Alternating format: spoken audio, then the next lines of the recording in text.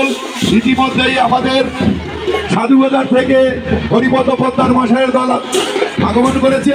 সেই দল বরণ করার জন্য আমাদের মেয়েরা গুরুচাঁদ ঠাকুরের 179তম জন্মদিন বেতাই লালবাজারে অনুষ্ঠিত হচ্ছে। মায়েরা দল বরণ করছে, মতুয়ারা কাশি কাঙ্ক্ষা নিয়ে উপস্থিত হচ্ছে, সেটা আপনারা দেখছেন।